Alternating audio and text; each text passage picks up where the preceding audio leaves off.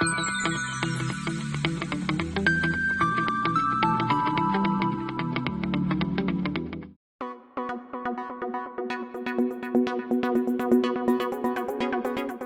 students, I am Kinjal Parmar. Welcome back to the video lecture series of microprocessor and microcontroller.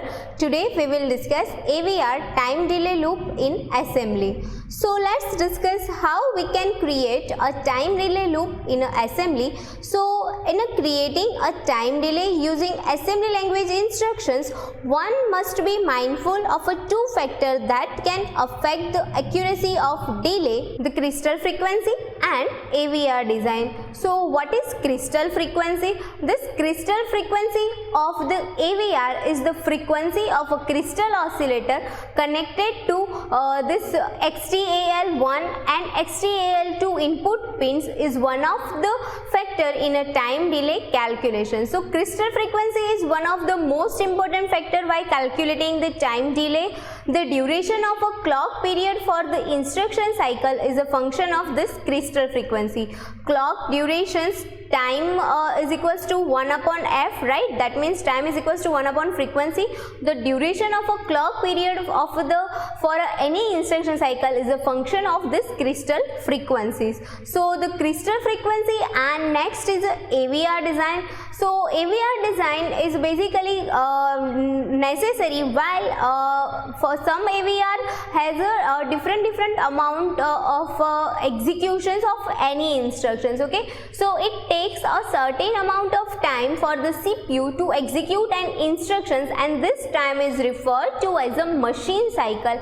And according to the AVR design, for each and every microcontroller there are variations in a machine cycles. So because all the instructions in AVR are either 2 byte or a 4 bytes, most of the instructions take not more than a 1 or 2 machine cycles to execute. So depending on the instructions length, there is a calculations of machine cycles.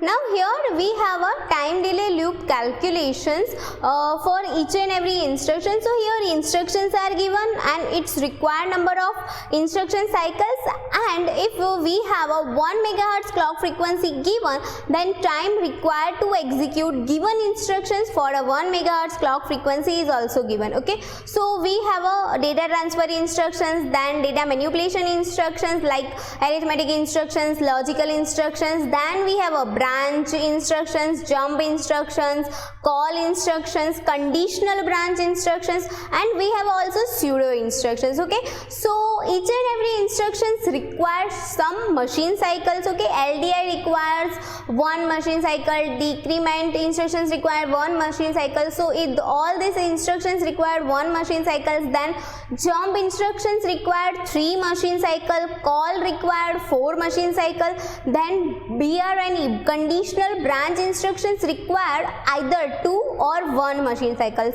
Because this conditional branch instructions, that means either conditional satisfied or not satisfied. If condition satisfied, then it required 2 machine cycle, and if condition doesn't occur satisfied, then it requires 1 machine cycle. Then last is a pseudo instruction.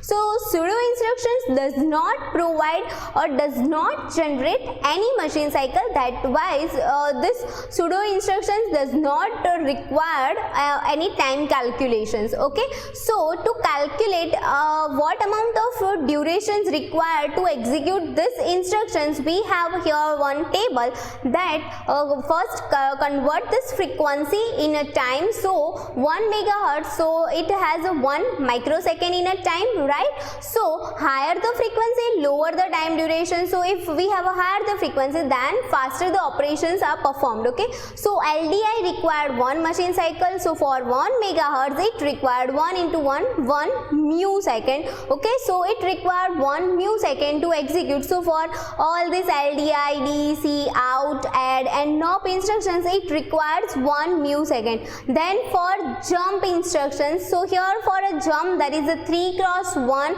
so 3 mu second. So for jump instructions, time required to execute is a 3 mu second.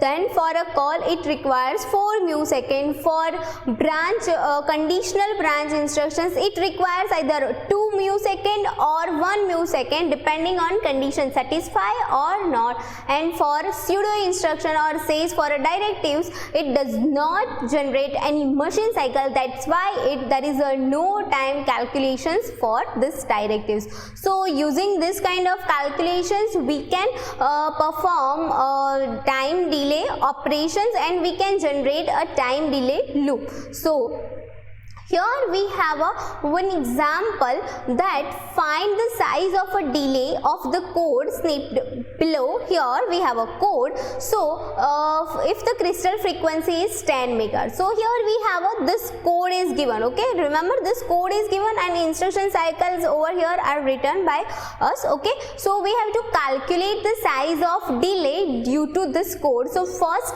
.def count R20. So due to .def we have a no instruction cycle, so instruction cycle is 0. Then LDI count 0x55. FF, right, so it is basically 255. So FF, so it requires 1 machine cycle. Then no operation requires 1 machine cycle. For decrement 1 machine cycle. Now BR and E branch at again. Okay, so if condition satisfy then it requires 2, else it requires 1 and then return. Okay, so this is our program and it contains this instruction cycle. So in this program first count is equals to this count, that means R20. So in R20 there is a FF, that means 255. Then there is a no operation. Then 255 is decremented, that means 254. And branch if not equal. Okay, branch if not equal. So it jumps to the locations until R20 is equals to 0. Okay, it jumped to the again locations until R20 is equals to 0, because here not equal is calculated. So not equal is calculated, that means until it becomes 0.